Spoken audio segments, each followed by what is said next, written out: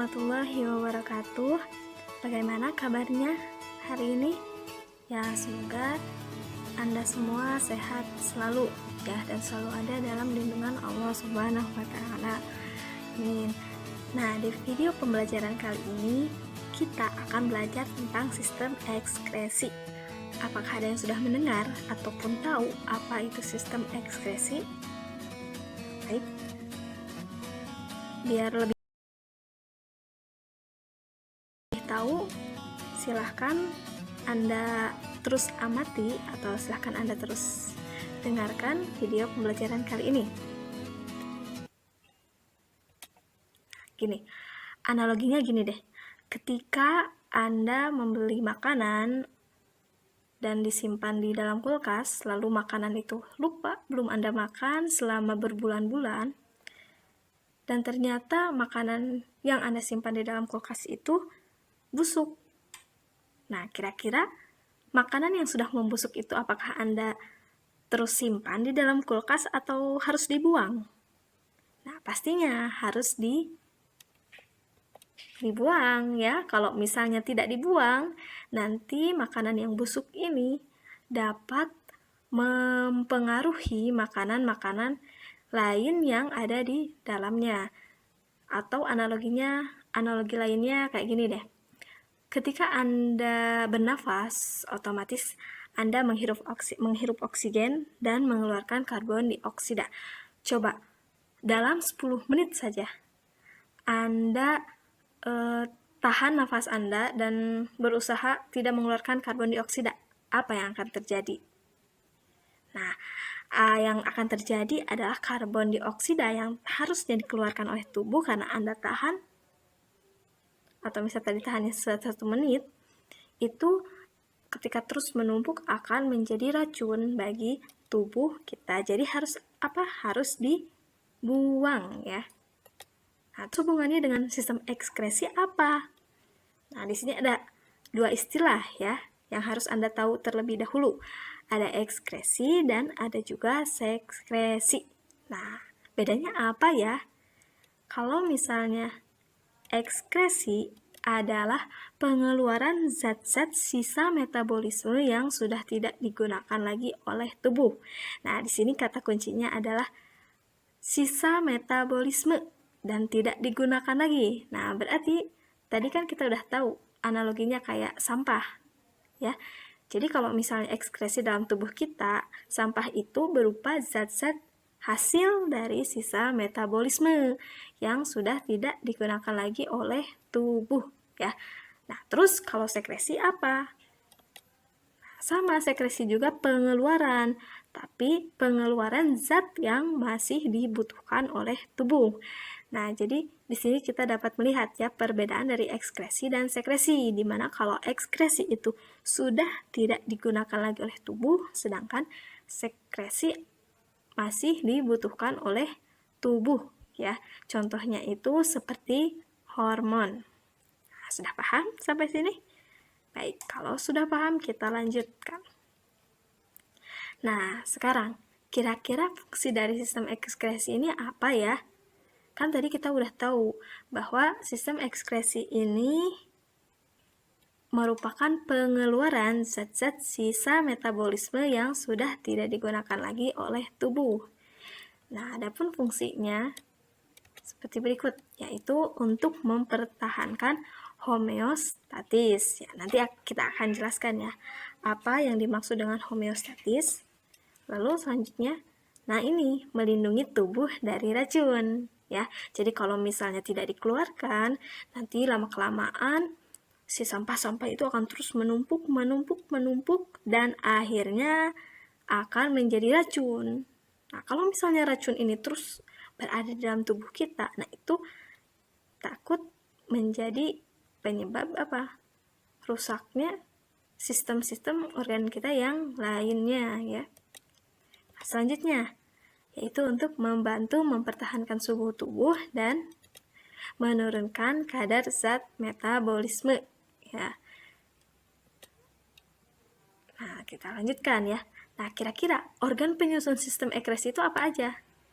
Nah, di sini saya ada gambar organ-organ yang ada dalam tubuh manusia, kira-kira yang termasuk organ penyusun sistem ekskresi itu mana aja ya? Oke, kita perbesar ya, biar lebih gampang. Nah, coba ada organ apa saja ya di gambar ini? Nah, yang pertama, nah ini menunjukkan padanya apa? Yaitu ginjal atau istilah atau nama latinnya adalah ren.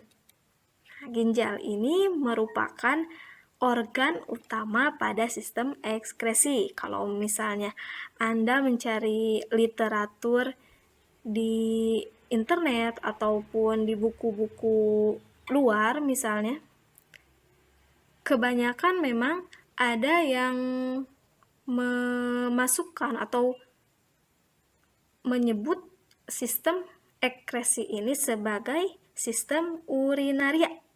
Nah, kalau sistem urinaria itu berarti lebih spesifik ya daripada sistem ekskresi. Kalau urinaria itu kan dari kata urin. Nah, urin ini biasanya dihasilkan oleh apa? Nah, urin ini dihasilkan dari ginjal ya. Jadi, memang kenapa ginjal ini merupakan organ penyusun sistem ekskresi yang utama ya. Nah, selanjutnya yang kedua adalah kulit loh. Kok kulit? Ya iya, kulit. Karena kulit ini nanti akan mengeluarkan apa? Ah iya, kulit itu nama lainnya adalah integumen ya. Ingat-ingat, integumen. Nah, yang akan mengeluarkan apa? Ya, keringat ya. Misalnya kalau Anda kepanasan, biasanya Anda mengeluarkan keringat ya yang lumayan banyak. Nah, ini keringat ini dihasilkan dari lapisan-lapisan kulit ya. Dari lapisan kulit. Nah, pokoknya nanti akan kita pelajari ya di bagian manakah yang menghasilkan keringat itu. Nah, selanjutnya adalah apa ya? Ini kira-kira. Ya, benar. Ini adalah hati atau nama latinnya adalah hepar. Nah, hati ini yang berfungsi untuk mengeluarkan apa? Untuk mengeluarkan empedu. Ya, nah nanti kita akan belajar fungsi dari empedu ini untuk apa ya kira-kira. Nah, selanjutnya adalah ini paru-paru. Loh, kok Bu paru-paru? Iya, bukannya kemarin sudah belajar ya paru-paru itu di sistem respirasi. Nah, memang ada keterkaitan antara sistem respirasi dengan sistem ekskresi. Dan organnya juga masih sama, yaitu organnya paru-paru. Dimana kan ketika kita bernapas, tadi kita menghirup oksigen dan mengeluarkan apa? Karbon dioksida. Nah, berarti posisi dari karbon dioksida ini adalah sebagai produk dari paru-paru, sehingga paru-paru ini dikelompokkan dalam organ penyusun sistem ekskresi. Ya, nah paru-paru ini juga disebut juga sebagai pulmo. Ya. Baik, kita lanjutkan.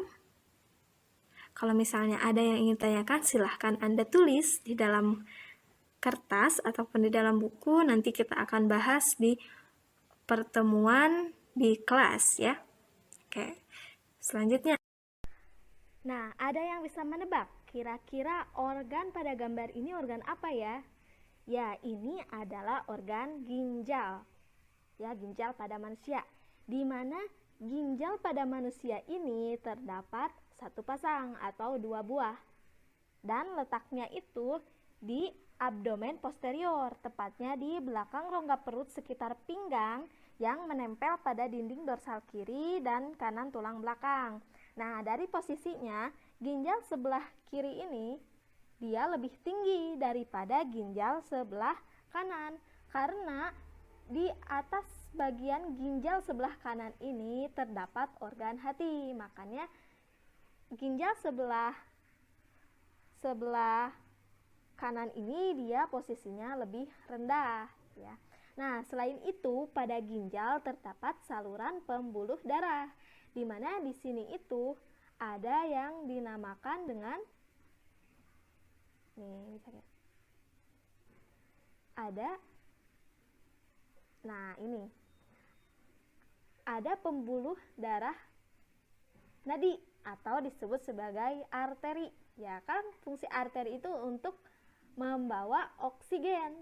Nah, berarti karena dia menuju ginjal, jadi dinamakan dengan arteri renalis. Berarti arteri renalis ini berfungsi untuk memasok oksigen yang masuk ke dalam ginjal. Nah, sedangkan yang belakangnya nih, yang berwarna biru adalah vena renalis. Jadi, vena renalis ini berfungsi untuk membawa karbon dioksida dari ginjal menuju jantung, ya.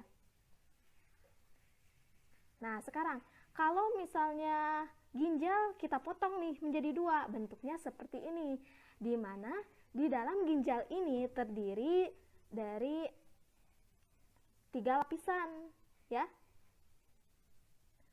Nah, selain 3 lapisan itu, di dalam ginjal terdapat ini, ada kapiler darah, di mana kapiler ini dan akan bersambung dengan pembuluh darah arteri nih, yang akan nanti menyambung ke arteri renalis, dan juga ini vena renalis, ya. Nah, terus 3 bagian ginjal ini, yang pertama yang ada bagian terluar, yaitu ada ini di sini tuh korteks, medula, dan pelvis, ya. Nah, sekarang kita bahas dulu yang pelvis, ya. Nah, kalau pelvis ini merupakan bagian ginjal yang berfungsi di sini tuh untuk pengumpul. Jadi kalau misalnya nanti urin-urinnya sudah terbuat nih di sini, nanti akan dikumpulkan di pelvis dan nantinya akan disalurkan ke sini, yang nanti akan menyambung ke ureter, ya. Ingat, ureter. Nah, terus ini selain renal pelvis juga ada medula. Nah, ini medula, ya. Jadi medula ini bentuknya dia kayak piramid-piramid. Nah, ini, ya. Dan ini ada korteks. Nah, di antara korteks dan medula ini terdapat satuan unit struktural dan fungsional ginjal yang dinamakan dengan nefron. Ingat ya, nefron, bukan neuron. Hati-hati tertukar. Kalau nefron itu satuan unit struktural dan fungsional dari ginjal, sedangkan neuron itu adalah sel saraf. Nah, ini, ya. Nah, jika kita perbesar, satu nefron ini dia akan terdiri dari ini, ada yang bulat-bulat ini dinamakan dengan kapilar dan tubular, ya. Nah, jadi kalau tubular ini dia bentuknya kayak ini, pipa-pipa panjang, ya. Kayak gitu. Nah, adapun fungsi dari ginjal adalah yang pertama, sebagai pengeluaran zat sisa organik seperti urea, asam urat, kreatinin, dan produk penguraian hemoglobin dan hormon, ya. Terus yang kedua, sebagai pengaturan konsentrasi ion-ion penting. Yang ketiga, pengaturan keseimbangan asam basa tubuh, ya. Lalu yang keempat, sebagai pengaturan tekanan darah. Yang kelima, sebagai pengaturan produksi sel darah merah. Dan yang terakhir adalah untuk pengeluaran zat beracun, ya, seperti mengeluarkan polutan, zat tambahan makanan, obat-obatan, ataupun zat kimia asing lain dari tubuh, ya. Nah, selanjutnya adalah, kan tadi kita sudah belajar bahwa ginjal itu produknya adalah untuk menghasilkan urin, ya. Nah, sekarang proses pembentukan urin ini terdiri dari 3 tahapan, ya. Yang pertama adalah tahap filtrasi. Nah, dari katanya filtrasi, filter, Berarti apa? Saring ya. Berarti filtrasi ini merupakan proses penyaringan darah yang terjadi di mana? Di glomerulus. Oh iya, tadi belum dijelaskan ya. Jadi kan kalau satu neuron itu terdiri dari satu kapiler, dari satu kapilar dan satu tubular. Nah, satu kapilar ini nih, segini itu dinamakan dengan badan Malpighi ya, di mana di badan Malpighi ini terdiri dari glomerulus. Nah, glomerulus ini yang ada di dalamnya, dan ini yang melapisnya adalah kapsula Bowman ya. Nah, filtrasi ini tadi apa? Proses penyaringan darah, tempatnya itu di glomerulus. Adapun produknya itu urin primer. Nah, gini ya. Jadi membran kapiler pada glomerulus ini lebih permeabel dibandingkan kapiler lain dalam tubuh ya, sehingga filtrasi akan berjalan dengan cepat. Selain itu, tekanan darah dalam glomerulus ini lebih tinggi ya, sehingga terjadilah proses penyaringan ya. Adapun yang disaringnya itu adalah glukosa, asam amino, urea, garam, ion-ion natrium, bikarbonat, kalium, dan klorida. Ya, nantinya pokoknya di sini tuh nanti molekul-molekul tersebut tuh akan didesak biar masuk ke sini, ke lumen tubulus contortus proximal. Ya. Nah, di sini tuh. Nah, adapun produk dari filtrasi ini nanti akan menghasilkan urin primer.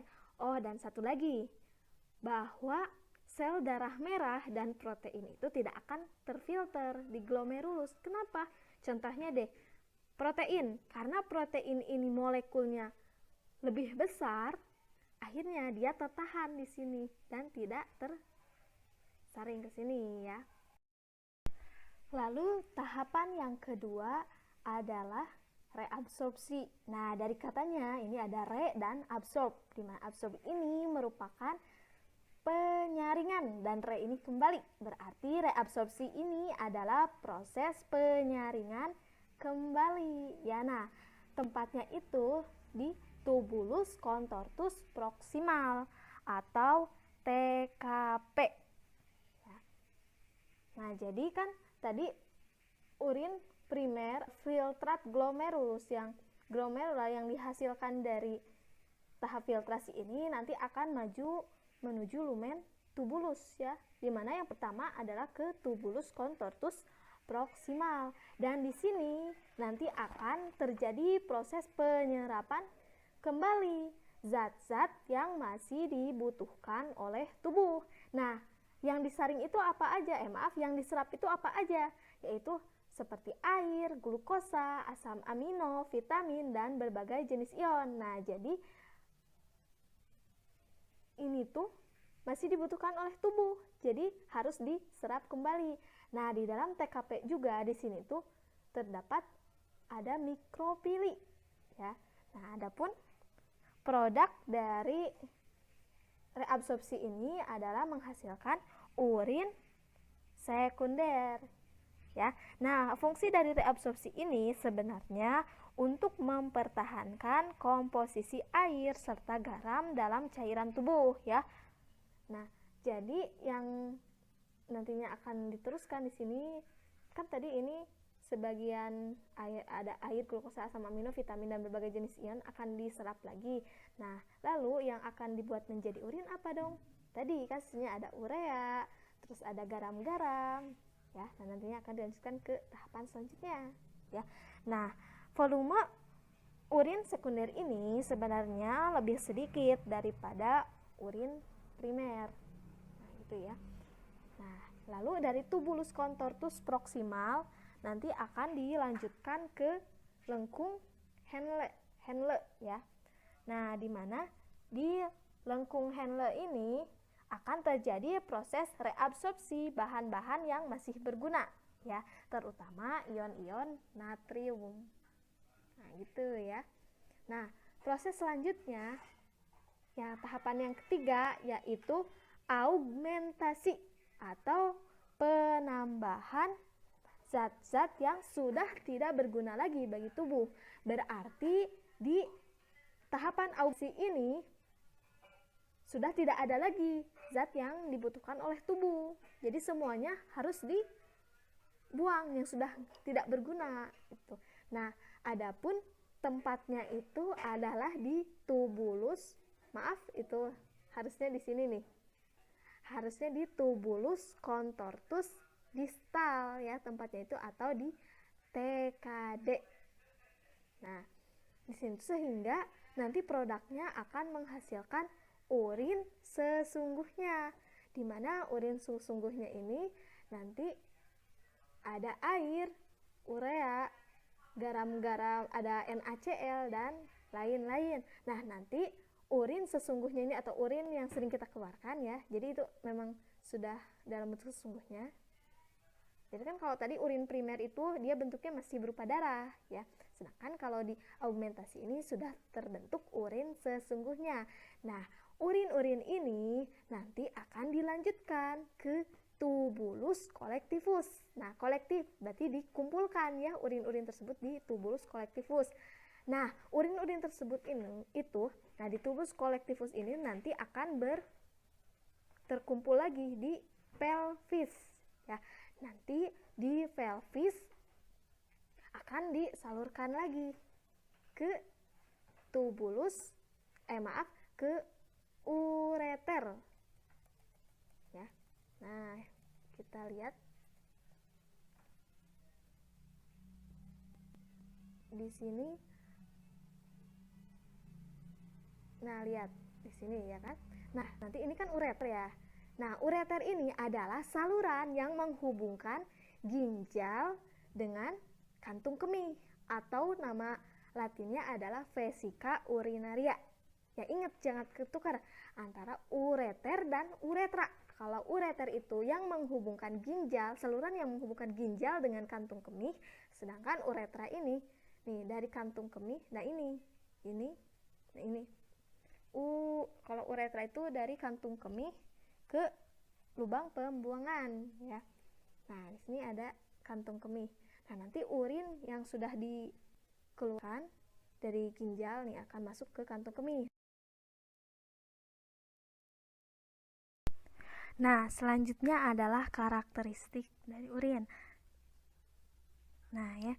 Jadi, urin itu sebelum masuk ke karakteristik, komposisinya itu terdiri dari 96% air, 2,5%-nya urea, dan 1,5%-nya adalah zat-zat lain ya. Nah, zat lain itu seperti zat warna empedu, garam-garam mineral, serta kelebihan vitamin ya.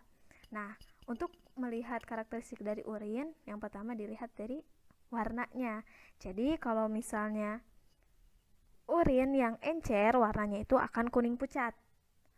Sedangkan urin yang pekat akan urin yang kental akan berwarna kuning pekat. Nah, kalau misalnya urin yang segar biasanya itu jernih ya, dan akan menjadi keruh jika didiamkan. Nah, yang kedua adalah bau. Jadi memang kalau urin ini mempunyai bau yang sangat khas ya, bau-bau pesing gitu. Nah, sebenarnya itu merupakan lebih cenderung baunya itu amonia ya jika didiamkan. Tapi bau dari urin ini juga memang dipengaruhi oleh diet makanan. Jadi makanan yang kita makan juga itu berpengaruh ya terhadap bau daripada urin. Terus yang ketiga adalah pH. Nah, pH urin itu bervariasi antara 4,8 sampai dengan 7,5 ya. Nah, yang terakhir adalah ada yang dinamakan dengan ADH ya. Apa yang dimaksud dengan ADH? ADH ini merupakan hormon antidiuretik ya. Nah, hormon ADH ini dihasilkan di dalam hipotalamus otak ya, dan akan disimpan di dalam kelenjar pituitari posterior. Nah, biar paham tentang ADH, misal kayak gini deh. Ketika kalian banyak memakan makanan yang asin atau misalnya banyak kehilangan air karena berkeringat. Nah, sebagai respon tersebut akan terjadi peningkatan osmolaritas, ya, akan terjadi peningkatan osmolaritas. Lalu akan lebih banyak juga ADH yang dilepaskan ke dalam aliran darah. Ya, jadi ADH ini akan menyebabkan perubahan yang menjadikan epitelium lebih permeabel terhadap air, sehingga peningkatan reabsorpsi air ini yang dihasilkan akan memekatkan urin, mengurangi volume urin dan menurunkan osmolaritas darah kembali ke arah titik jadi intinya gini, ketika kita banyak makan yang asin-asin, ADH ini sangat berperan terhadap kenapa urin kita bisa menjadi pekat, terus kenapa urin kita menjadi sedikit gitu ya. Nah, sedangkan kalau misalnya urin kita banyak itu berarti sebaliknya. Jadi ada peran dari ADH ya. Nah, baik, kita lanjutkan ya. Organ yang selanjutnya kan tadi udah ginjal. Sekarang adalah kulit ya. Nah, jadi kita lihat dulu. Nah, struktur kulit ya. Jadi kulit itu sebenarnya dibagi menjadi beberapa lapisan ya. Ada lapisan epidermis, ada lapisan dermis, dan ada lapisan subkutan ya. Nah, di lapisan epidermis, nah ini kan lapisan paling atas. Di lapisan epidermis ini terdiri dari stratum corneum. Atau di sini ya, stratum corneum, yaitu sel-sel yaitu lapisan kulit yang mati. Ya, jadi ini yang biasanya sering mengelupas ini adalah bagian ininya, stratum corneumnya. Nah, lalu ada stratum granulosum. Nah, stratum granulosum ini yang mengandung pigmen. Nah, ini yang menyebabkan kenapa orang itu ada yang warna kulitnya itu putih, kuning, sawo matang maupun agak ke coklat-coklatan. Nah, di sini karena di stratum granulosum ini dia menyimpan pigmen ya. Terus ada stratum germinativum. Itu yang selalu membentuk sel-sel kulit ke arah luar ya. Nah, yang kedua adalah dermis. Nah, di mana di dermis ini terdapat ini ada kapiler-kapiler darah, terus ada otot penyangga ini ujung rambut, akar rambut. Nah, ini ada akar rambut juga, ada saraf, dan yang paling penting itu apa? Ini ada kelenjar keringat ya, atau glandula sudorifera namanya. Nah, kelenjar keringat inilah yang berfungsi sebagai ekskresi, yaitu tempat pengeluaran apa? Keringat ya. Nah, keringat ini banyak mengandung air dan NaCl ya, garam, dan juga sedikit urea. Nah, kalau misalnya di lapisan subkutan di sini banyak sekali ini ya, lemak-lemak. Nah, gitu. Nah, keringat ini juga sebenarnya dipengaruhi oleh beberapa faktor. Contohnya itu adalah aktivitas tubuh ya. Jadi orang yang banyak kerja, orang yang misal kerjaannya diam di rumah, apakah pengeluaran keringatnya sama? Oh, jelas berbeda. Jadi ini sangat berpengaruh. Dan juga dari usia nih. Terus jenis kelamin juga, dan juga suhu lingkungan. Ya kan? Bahkan kita bisa merasakan ketika suhunya itu naik, terkadang kita selalu banyak mengeluarkan keringat. Sedangkan ketika kita berada di tempat dingin, keringatnya itu cenderung gak ada, bahkan ya sedikit gitu ya. Nah, itu jadi dipengaruhi oleh beberapa faktor. Nah, terus fungsi dari kulit ini apa? Yaitu sebagai pelindung tubuh dari mikroorganisme, terus pengaturan suhu tubuh, pembuangan zat berlemak, air, dan ion dalam bentuk keringat, dan juga sebagai reseptor khusus yang mendeteksi suhu, sentuhan, tekanan, dan nyeri. Nah, sekian untuk pembelajaran kali ini. Apabila ada yang ingin ditanyakan, silahkan Anda buat catatannya di dalam buku. Nanti kita akan bahas di pertemuan di dalam kelas, ya. Ya, terima kasih dan jangan lupa siapkan pertanyaan ya. Wassalamualaikum warahmatullahi wabarakatuh.